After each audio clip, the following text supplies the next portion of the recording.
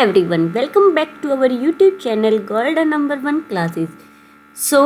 आज मैथ में हमने टॉपिक लिया है ट्रिग्नोमेट्री, ज्यामितीय, यानी कि इसके अंदर हम बेशक से ये थोड़ा इंग्लिश लैंग्वेज में लिखा हुआ है क्योंकि मुझे पता है कि sine theta cos theta Hindi में नहीं पढ़े होते, ज़्यादा इंग्लिश में ज़्यादा यूज़ होता है। सो मैंने इसलिए इंग्लिश लैंग्वेज को यूज़ कर लिया प्रॉपर, ताकि थोड़ा बहुत जो भी हो उसको हिंदी में हम कन्वर्ट करते रहेंगे। सबसे ज़्यादा हम फोकस करेंगे उन क्वेश्चंस के ऊपर जो एग्ज़ाम्स में मोस्टली पूछे जाते हैं। ट्रिग्नोमेट्री बहुत ही ईजी चैप्टर है, कुछ ही लिमिटेड फॉर्मूलाज अगर आप कर लेते हो आराम से ये कॉन्सेप्ट समझ आ जाएगा, और थोड़ा सा बारीकी से पढ़ना है और एग्ज़ाम के पॉइंट ऑफ व्यू से। तो फर्स्ट क्वेश्चन हम करते हैं। फर्स्ट क्वेश्चन है साइन थीटा अगर 3/5 है और theta lies in third quadrant, और वैल्यू किसकी बतानी है, कोस थीटा बाई 2। देखो पहली बात, थीटा थर्ड क्वाड्रेंट में है। क्वाड्रेंट का मतलब क्या होता है, देखो ये हमारे पास एक्स एक्सिस और वाई एक्सिस होते हैं। इसको कहते हैं फर्स्ट क्वाड्रेंट, इसको कहते हैं सेकंड, इसको थर्ड और इसको फोर्थ। इसके अंदर सभी के सभी पॉजिटिव होते हैं, सबको पता है। और इसके अंदर जो पॉजिटिव होता है सिर्फ और सिर्फ साइन थीटा और कोसिकेंट थीटा पॉजिटिव होता है। और थर्ड क्वाड्रेंट की बात करें, यहाँ पर टेंजेंट थीटा और कोटेंजेंट थीटा पॉजिटिव होते हैं। और यही अगर हम फोर्थ क्वाड्रेंट की बात करें तो यहाँ पर सिकोस और सीकेंट थीटा पॉजिटिव होते हैं। ठीक है, तो क्योंकि इन्होंने थर्ड क्वाड्रेंट की बात कर रहे हैं, मतलब यहाँ बात कर रहे हैं, यानी कि टेंजेंट और कोटेंजेंट को छोड़ के बाकी जितने भी होंगे नेगेटिव होंगे। ऑब्वियस है, साइन थीटा अगर है तो वो नेगेटिव ही रहेगा, है ना, माइनस का ही रहेगा। क्योंकि हमने कोस थीटा की वैल्यू निकालनी है, तो इसका मतलब हमारे पास कोस थीटा की जो भी वैल्यू आएगी वो नेगेटिव आएगी। तो सबसे पहली बात, हमारे पास ऑप्शन में 2 पॉजिटिव है 2 नेगेटिव है, इसका मतलब ए ऑप्शन तो और डी ऑप्शन वैसे ही खत्म होगी।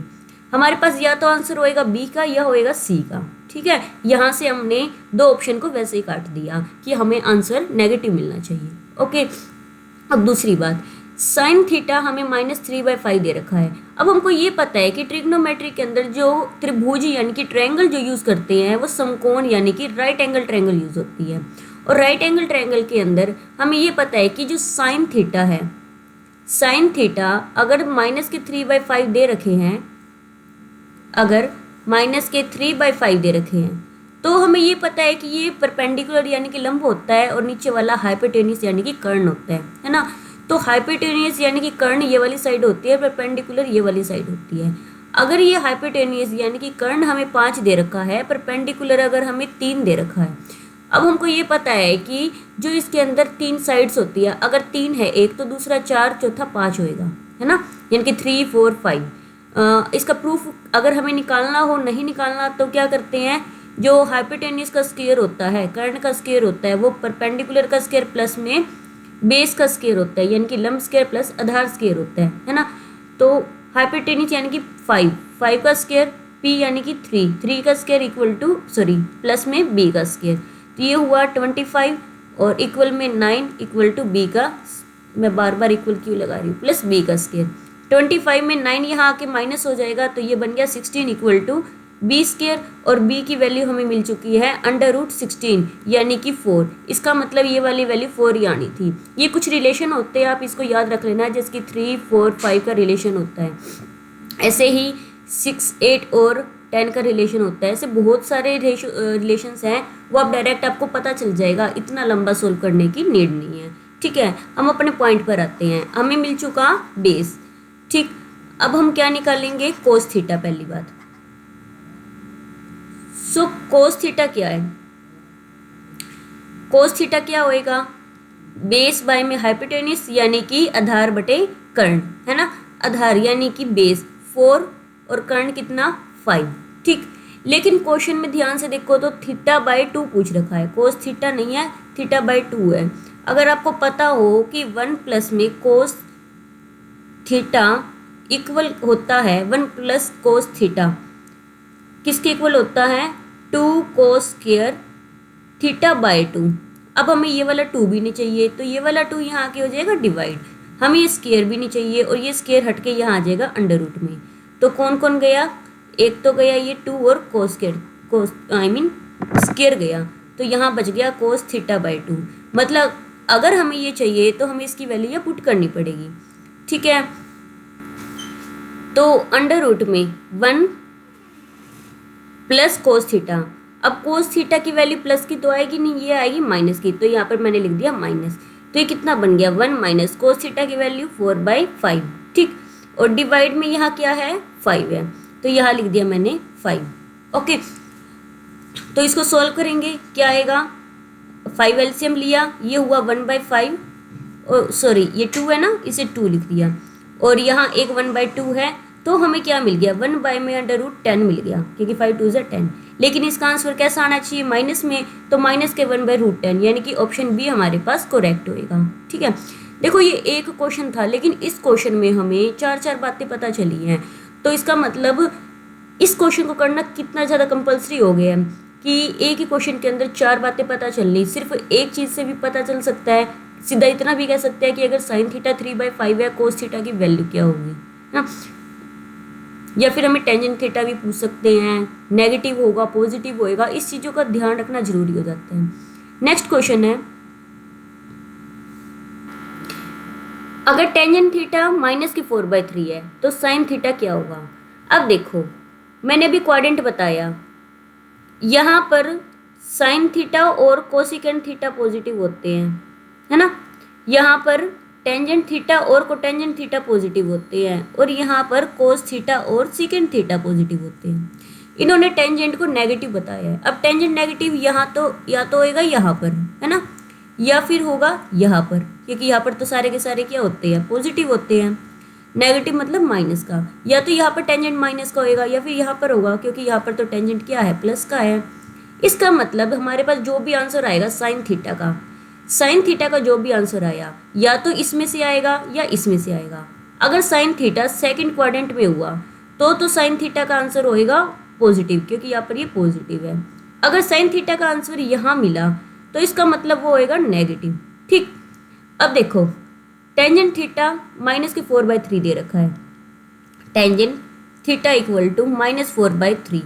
अब ये होता है परपेंडिकुलर बाय बेस, यानी कि लंब बटे में आधार, है ना। अब हमें यूँ पता है कि ट्रिग्नोमेट्री के अंदर राइट एंगल ट्रायंगल की बात होती है, अगर ये 4 3 है तो 3 4 और 5 का रिलेशन होता है, ये वाली 5 होएगी। इसका मतलब जो साइन थीटा जो आएगा वो क्या होएगा 4/5। अब साइन थीटा का आंसर क्या हो सकता है, इसमें हुआ तो प्लस का 4/5, इसके अंदर आया तो माइनस के 4/5, तो यानी कि इसका आंसर क्या हो सकता है बी करेक्ट, माइनस के 4/5 या फिर 4/5, ठीक। Next question, if the angle theta is in the third quadrant, कहाँ पर कह रहे हैं ये थर्ड क्वाड्रेंट, यानी कि हम बात कर रहे हैं सिर्फ और सिर्फ इस क्वाड्रेंट की। यहाँ पर आंसर आएगा, यहाँ पर टेंजेंट और कोटेंजेंट को छोड़ के बाकी सारे के सारे माइनस के आंसर आएंगे, नेगेटिव होंगे इन दोनों को छोड़ के, ठीक। आगे कह रहे हैं टेंजेंट थीटा क्या है 3 है। अब टेंजेंट थीटा इक्वल है 3 के, ऑब्वियस है टेंजेंट तो पॉजिटिव होना था, डिवाइड में कुछ नहीं है तो 1 है, ठीक है। पूछ क्या रहे हैं साइन थीटा। अब हमको ये पता है कि साइन थीटा अगर इसके अंदर आ रहा है तो साइन थीटा माइनस का होएगा, नेगेटिव होएगा, तो पहला ऑप्शन वैसे कट गया और चौथा ऑप्शन भी वैसे कट गया। अब इसका आंसर या तो बी हो सकता है या सी हो सकता है। अब हम ये देख लेंगे कि ये परपेंडिकुलर बाय बेस यानी कि लंब बटे आधार होता है, और साइन थीटा अगर निकालना हो तो हमें परपेंडिकुलर बाय हाइपोटेन्यूज यानी कि लंब बटे में कर्ण निकालना होगा, है ना। तो कैसे निकलेगा ये, पी का स्क्वायर प्लस में बी का स्क्वायर किसके बराबर होता है एच के स्क्वायर के, लंब स्क्वायर प्लस आधार स्क्वायर बराबर होता है कर्ण के स्क्वायर के, है ना। हिंदी में बोल रही हूँ लंब कर्ण। तो P कितना 3 का स्क्वायर, B कितना 1 का स्क्वायर, H ये तो हमको निकालना है, ये हो गया 9 प्लस में 1 इक्वल टू H का स्क्वायर, यानी कि H की वैल्यू कितनी आ गई 9 और 1 10, उसके ऊपर आ गया रूट, ये H हो गया √10। अब साइन थीटा क्या होएगा P बाई में H होएगा, P कितना भाई परपेंडिकुलर यानी कि 3 है ना, तो ये हो गया 3 बाई में √10, लेकिन ये तीसरे क्वाड्रेंट में है तो माइनस के 3 बाई √10, ऑप्शन सी हमारे पास रहेगा करेक्ट आंसर। नेक्स्ट है if secant theta plus tangential secant alpha plus tangent alpha into secant beta tangent beta secant gamma plus tangent gamma, है ना। इक्वल किसके है, tangent alpha, tangent beta, tangent gamma की। हमें वैल्यू बतानी है इसकी, यानी कि हमें प्लस के अंदर दे रखे हैं, आंसर हमें बताने हैं माइनस के अंदर। ठीक, तो देखो ये प्लस के अंदर सारे दे रखे हैं, माइनस वालों के आंसर बताने हैं। कैसे होएगा, बहुत इजी कॉन्सेप्ट है, हमें बस थोड़ी सी ट्रिक पता होनी चाहिए। एक चीज याद रखना, अगर सीकेंट अल्फा प्लस में टेंजेंट अल्फा, या फिर आपके पास क्वेश्चन ऐसे भी आ सकता है cotangent cosecant alpha plus cotangent alpha, ये भी हो सकता है। ठीक, अगर आपके पास ये मान लो ए है, कोई नंबर ए है, ठीक, तो सीकेंट अल्फा माइनस में टेंजेंट अल्फा जो होएगा वो 1/a होएगा।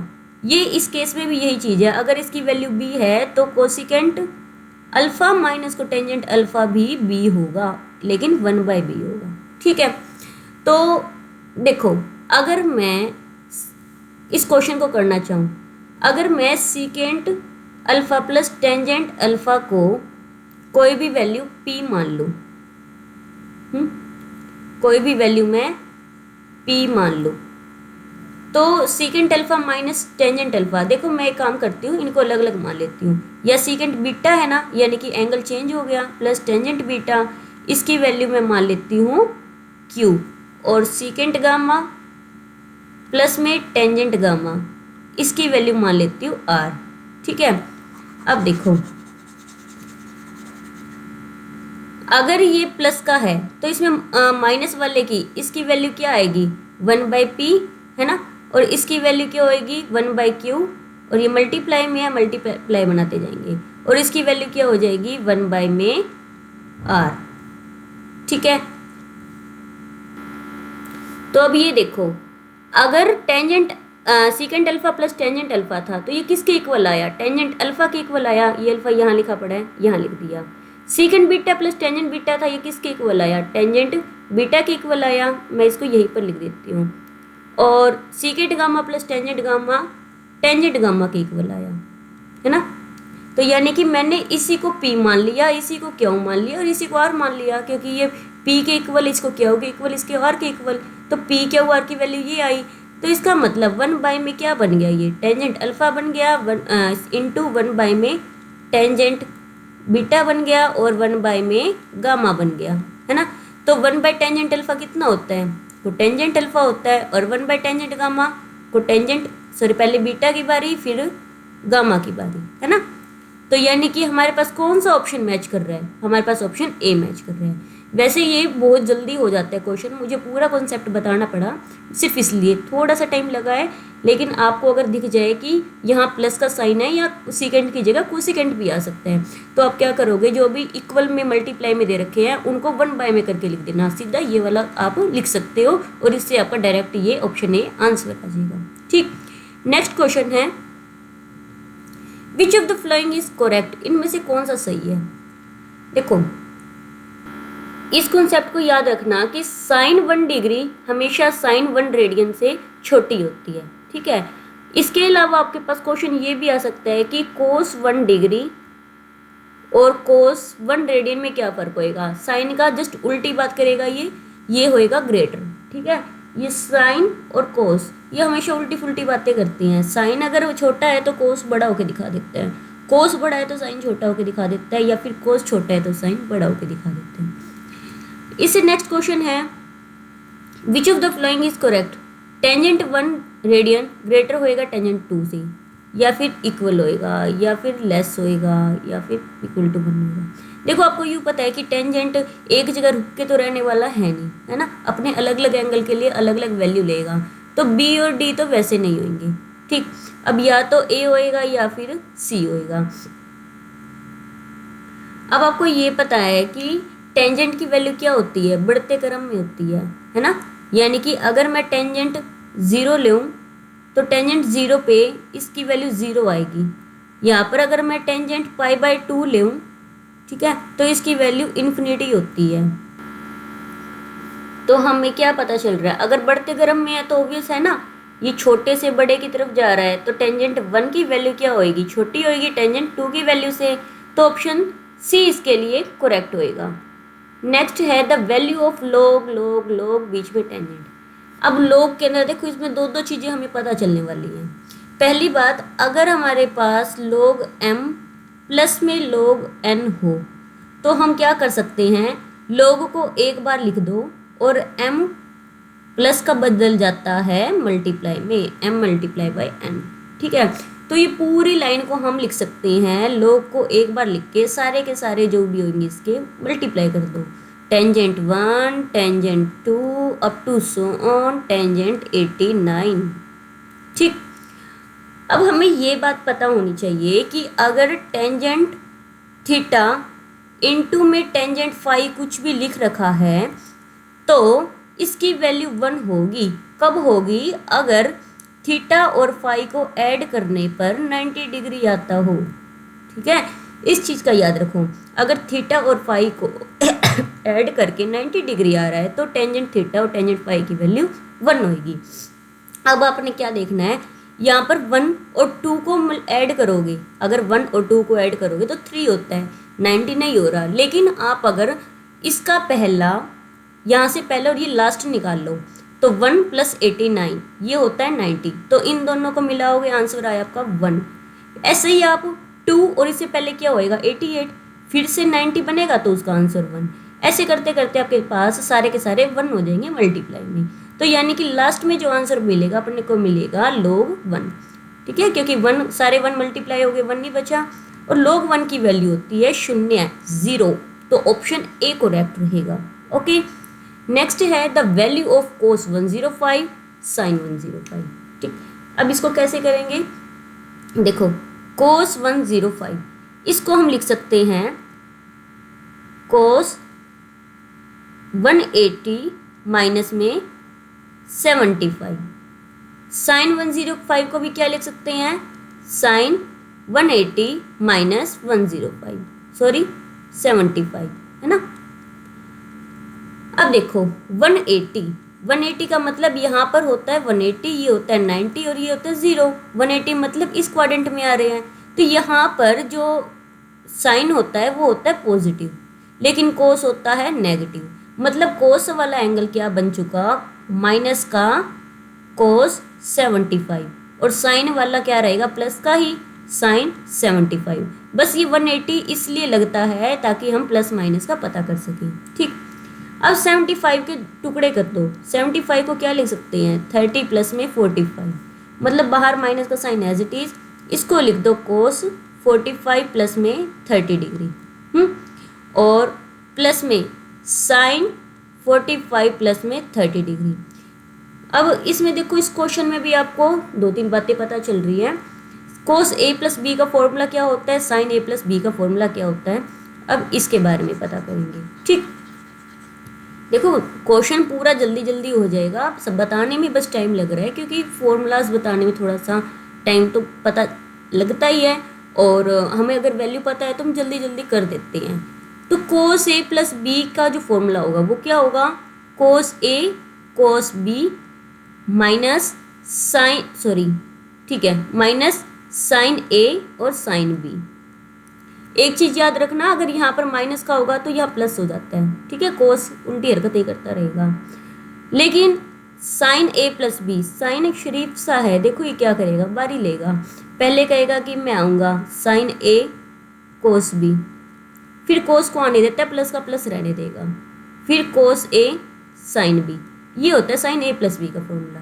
अब देखो कोस ए की जगह कौन 45, यानी कि बाहर माइनस का साइन, कोस 45 आएगा, कोस 45 की वैल्यू 1/√2 होती है। फिर कोस बी भी साथ में लेगा यानी कि 30, और 30 पे इसकी वैल्यू √3/2 होती है। फिर माइनस का साइन 45 पे होती है 1/√2, और साइन 30 की वैल्यू होती है 1/2। ठीक है, ये हो गया कोस का काम पूरा। अब साइन की बारी, साइन ए यानी कि 45, इसकी वैल्यू होती है 1/√2। ठीक, और इनटू में कोस बी, कोस 30 की वैल्यू होती है √3/2, और फिर प्लस में फिर कोस ए यानी कि ए तो ये हुआ ना 1/√2, फिर साइन बी तो 30 हुआ, इसकी वैल्यू 1/2। ठीक है, अब ये माइनस को मैं अंदर ले लूँ तो ये वाला हो गया माइनस का और ये हो गया प्लस का। अब देखो ये वाला और ये वाला सेम है, हो गए कैंसिल। ये कितना हुआ 1/2√2, और ये क्या बचा प्लस में ये वाला पार्ट 1 में 2√2 कितने हो गए 2 हो गए ये 2 में 2√2 ये 2 से 2 हुआ कैंसिल हमारे पास क्या बचा 1 में √2 यानी कि ऑप्शन सी इसका करेक्ट रहेगा। नेक्स्ट क्वेश्चन है secant A plus tangent A -1 secant A minus tangent ए। देखो कुछ भी हो आपको ना ज़्यादा सोल्व करने की नीड नहीं है। अब क्या करोगे इसमें अगर ऑप्शन सीधे डिजिट्स में है आप क्या करोगे अपनी तरफ से एंगल लेट कर लो। देखो मुझे तो सबसे सस्ता जो एंगल लगता है ना वो लगता है 45 डिग्री।